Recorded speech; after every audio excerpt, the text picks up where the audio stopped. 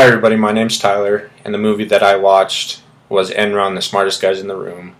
We have all have heard of Enron through our accounting classes. It's been extensively discussed in detail of kind of the things that went along with the fraud and how the fraud came to be and the key players that were involved in the Enron scandal. And so Enron was once the seventh largest company in the United States. They had enormous power in the telecom and energy industries, and they were a top player in those industries, and they were recognized as kind of the new business model of how companies should be in those industries. And the way Enron got to this point was through aggressive accounting techniques, was through greed with their top executives, was with kind of collusive behavior with all the firms, all the parties involved with Enron.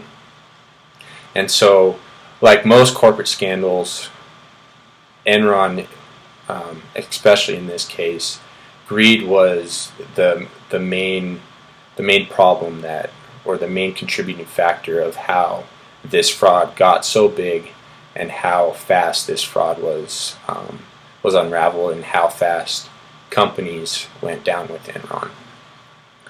So Enron built this empire of greed by incentivizing people, their employees, to engage in high-risk business transactions to make sure that the company's interests were ahead of everybody else. And also this extends to the outside agencies like their accounting firm, Arthur Andersen, their legal counsel, banks that lent them millions upon millions of dollars. They all were involved in Enron because Enron basically had them in their back pocket. And they had them in their back pocket through a lot of incentives, a lot of bonuses paid out from Enron to those specific firms, to kind of keep Enron's objectives in the minds of those people. And Enron made those people focus on what Enron was trying to achieve and how big they wanted to get and how profitable they wanted to get. And so the biggest thing that accounting students can learn from this video, and from the movie, from the fraud schemes of Enron, is tone at the top. Recognize who you're working for. Recognize what's going on with your business environment. And with that recognition, know what to do when you are faced with a situation like Sharon Watkins, who eventually blew the whistle, who was late in blowing the whistle, but who eventually blew the whistle. Know what to do in those situations. Know the avenues that you need to take. Know how to evaluate those situations. And it's very important from multiple perspectives going into the accounting profession.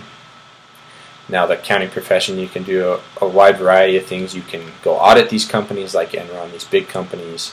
You can go the private track and become a CEO, CFO of companies like Enron. So knowing how to lead from an ethical tone at the top, knowing how to encourage ethical behavior among your employees, among people that you work around, is very important. It's stressed immensely in our accounting classes, and it's something that basically runs the business. It's how the business operates. It's how the business treats certain transactions. It's how ethical the company, the business is going to be.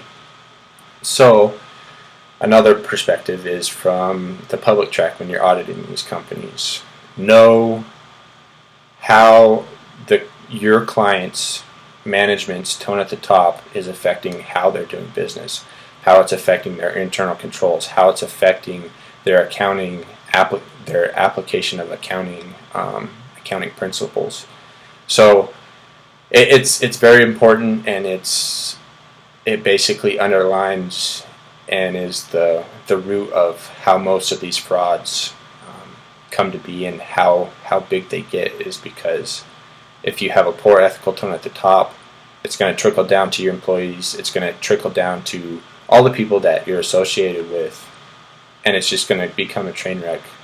And you can see this from a historical perspective of Enron, WorldCom, those big accounting schemes, accounting frauds.